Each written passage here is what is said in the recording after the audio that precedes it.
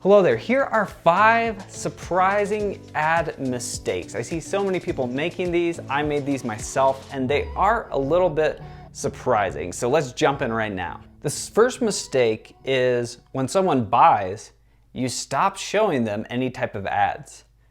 So what the heck am I talking about here? Why would you show ads to someone who's already purchased from you? They're already a customer. Why spend money to get in front of them? Well, there's a couple reasons. You want to do it a lot less so if there's something that people buy and they won't need again, or won't need again for a long time. So if it's like a premium course where when they buy it, they're done, you don't need to show them a whole lot of ads, it's still beneficial to show some sort of thing like thanking them, getting some engagement. It can be a great source for like testimonials.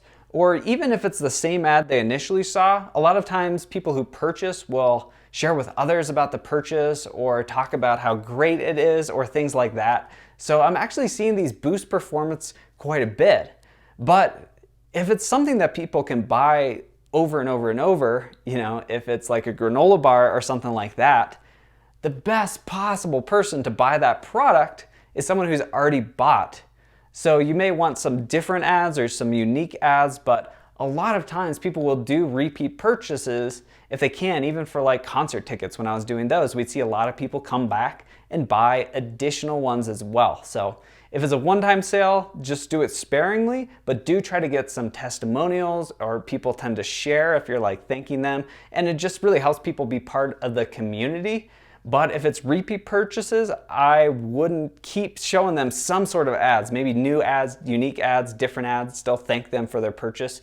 But a lot of people just drop people off after the purchase, and I've stopped doing that, and it's really boosted performance. Number 2, so cost per click, cost to actually get someone to click on the ad, click-through rate, the percentage of people who are clicking on the ad, cost per impression, the amount of money to get in front of people.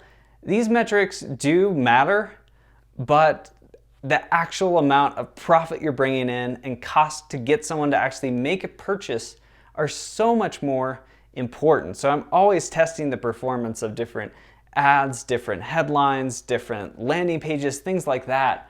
And studying these, you can see where something's falling apart or not working, but you don't always want a super low cost per click.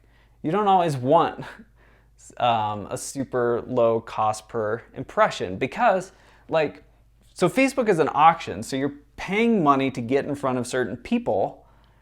So there's people who are like likely to buy, somewhat likely. There's people who click on a lot of stuff but they never actually buy stuff, people who are curious but never buy, or people who have never bought things in their life.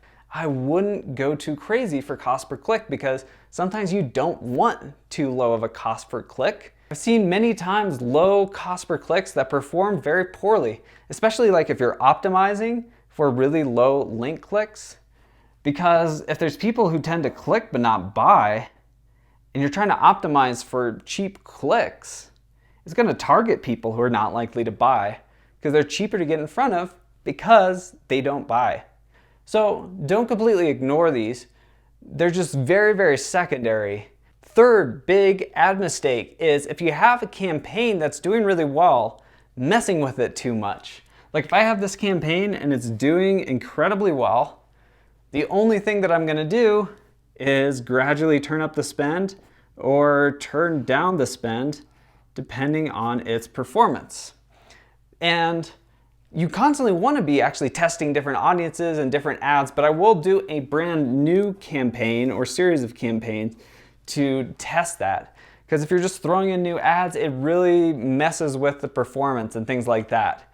And then often I like taking from all these tests and things like that, rolling this into like an even larger campaign with a bigger budget, so you can take all the winners from the different ones and have this campaign. But even that, I kind of set it and then scale it up or scale it down based off performance. If you go changing it too much, it can just really mess with the performance and take an ad from performing well to performing terrible.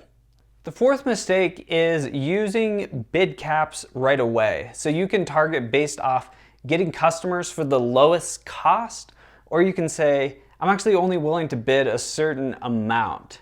So you have your different customers and people they see as most likely to buy things online and people who will just never ever buy. So if you're doing a cap, you're only targeting people that it thinks are unlikely to buy. Now, this can be really good once you know what's a realistic target and you've run a lot of ads, or if you're looking to scale, you can kind of put a cap so you're not overspending and you're protecting your budget. But especially doing really low bid caps or doing bid caps right away before you really know the results, I always recommend, and myself, I do lowest cost at the start and start implementing some things with bid cap later on, or particularly with scale or maybe Black Friday when prices go sky high. The fifth mistake is thinking things are lower risk if you have a really small budget. It's actually much, much harder to make money with a really small budget. I'm talking like $300, $500, even $1,000 is a fairly small budget, at least because you're doing your initial testing and doing audiences. There's so little you can test, and Facebook is also optimizing your campaign and trying to show it to the right people, and it's just so limited. And also when we start out brand new campaigns, it just doesn't perform as well at the start, and we ramp up to the higher performance. Now, it's different if you say, hey, I'm comfortable losing $1,000, so you spend $1,000, you make back $600, you've lost $400, but you keep optimizing it until you get it to profitable. Or if you launch it and it just tanks, you may want to reassess or pull the plug fairly quickly. But you do want some money to test out different things and optimize it and play the long game, because I see a lot of people come in, they spend so much time, they spend $300, and you don't even know if the campaign worked because it didn't have enough time to test or give you legitimate results. This is especially true, if a customer is worth $300 to your business, but you run $300 worth of ads and get 0 sales, well, it could be the next day you would have gotten 2 sales and it would have been very, very profitable all of a sudden. So you want to keep that in mind, especially as you're setting your budget or figuring out how much you're comfortable losing. I actually covered 5 of the biggest mistakes that people make with their Facebook ads. This is one you definitely don't want to miss. The link to that is right over there. You definitely need to check this one out, because just missing one of these mistakes could be detrimental to your business.